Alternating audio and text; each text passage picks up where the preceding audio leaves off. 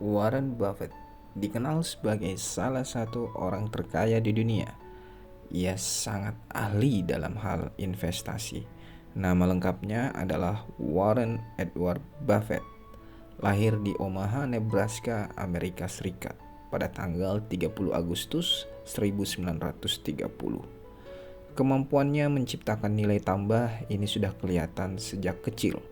Ketika berumur 11 tahun misalnya, ia hanyalah seorang loper koran, tapi ia memanfaatkan waktunya untuk keliling lapangan golf, mencari bola golf yang hilang, dan menjualnya dengan harga murah ke pemain golf di sekitar lapangan golf tersebut. Pada umur 14 tahun, saat Buffett masih duduk di bangku SMA, dia memulai bekerja sehingga memiliki uang sebesar $1.200 Amerika Serikat untuk membeli 40 hektar tanah pertanian yang akhirnya dia sewakan pada petani lokal. Dari sini ia sudah menciptakan passive income dari sewa lahan. Perusahaan yang dibelinya selalu diperbaiki sebaik mungkin dan fundamental bisnisnya ditingkatkan sehingga kinerja keuangannya mengkilap. Perusahaan yang tadinya mau bangkrut di tangannya bisa berubah menjadi perusahaan seksi yang menarik minat banyak investor lain. Tidak heran jika harga saham Berkshire Hathaway yang dipakai sebagai alat untuk membeli banyak perusahaan pun meroket di pasar modal. Harga saham Berkshire Hathaway medio Juli 2007 sampai Januari 2008 misalnya melejit 35%. Bahkan Maret 2015 harga sahamnya menembus level tertinggi sepanjang masa menjadi $220.000 Amerika Serikat per lembar. Citra pemain saham biasanya tak jauh-jauh dari citra seorang spekulan. Beli saat harga rendah, jual saat harga tinggi. Buffett bukanlah George Soros, sang spekulan forex kelas kakap yang sempat diisukan sebagai orang yang bertanggung jawab terhadap merosotnya nilai rupiah terhadap dolar Amerika Serikat pada awal keruntuhan Presiden Soeharto tahun 1998. Buffett sadar permainan jangka pendek tidak menguntungkan.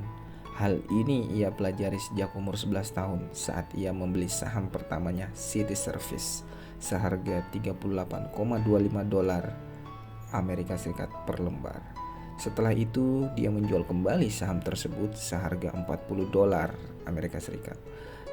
Ternyata harga saham yang dijualnya terus naik dan beberapa tahun kemudian mencapai $200 per lembar. Dari pelajaran itulah ia berkesimpulan untuk tidak terburu-buru melepas sahamnya.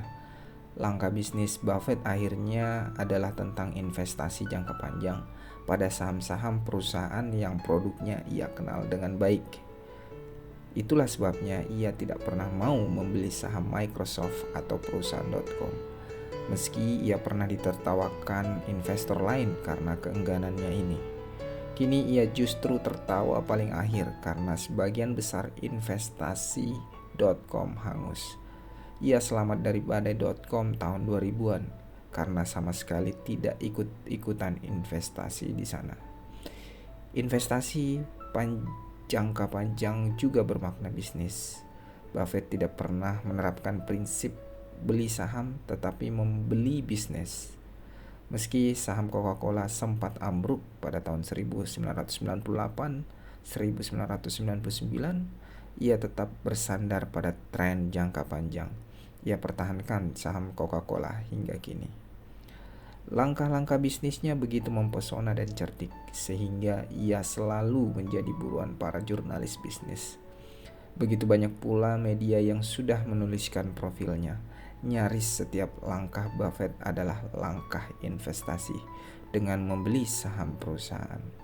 Langkah strategis awal Buffett dimulai tatkala ia membeli saham perusahaan tekstil Berkshire Hathaway pada 1962. Ia berhasil menjadi pemegang saham terbesar 3 tahun kemudian. Ia secara cerdik menginvestasikan uang menganggur, idle money perusahaan. Ia misalnya membeli perusahaan asuransi, perusahaan permata, utilitas, dan makanan melalui Berkshire. Lewat perusahaan ini, ia menguasai beberapa perusahaan kelas dunia seperti Coca-Cola, Wells Fargo, dan Kraft Foods.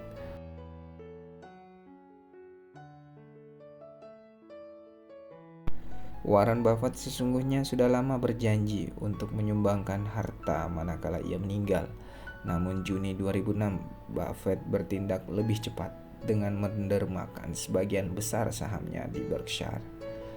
Total dermanya saat itu mencapai 31 miliar dolar Amerika Serikat atau sekitar 310 triliun, hampir setengah dari APBN tahun 2006 Indonesia pada saat itu. Tak mengherankan jika amal itu tercatat sebagai donasi terbesar dalam sejarah Amerika. Dan uniknya, sebagian derma itu diserahkan ke Bill and Melinda Gates Foundation. Dana tersebut merupakan 2 kali dana yang biasa dikumpulkan Yayasan Bill Gates selama ini. Dengan hartanya yang begitu melimpah, Buffett bisa saja hidup semewah mungkin di mana saja yang ia inginkan.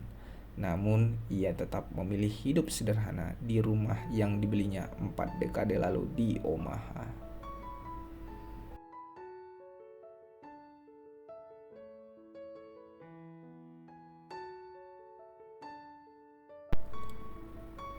Berikut nasihat tentang kekayaan menurut Warren Buffett.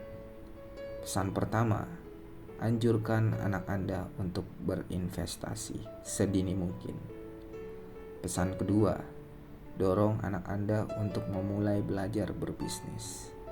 Encourage your children to start some kind of business. Pesan yang ketiga, jangan membeli apa yang tidak dibutuhkan dan dorong anak Anda berbuat yang sama. Don't buy more than that you really need and encourage your children to do and think the same. Pesan keempat, jadilah apa adanya. You are what you are. Pesan kelima, berhematlah. Always think how you can accomplish things economically. Pesan keenam, tugaskan pekerjaan kepada orang yang tepat. Assign the right people to the right jobs. Dan yang terakhir, fokus ke tujuan. Set goals and make sure people focus on them.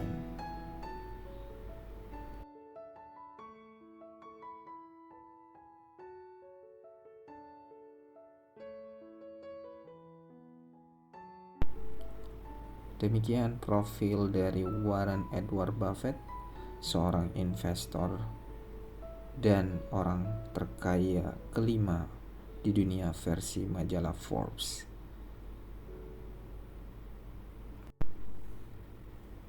Demikian video ini, semoga dapat bermanfaat buat penonton semua.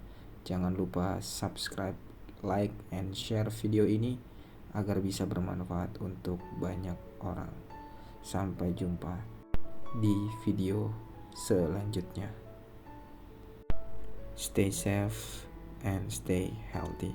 Ciao.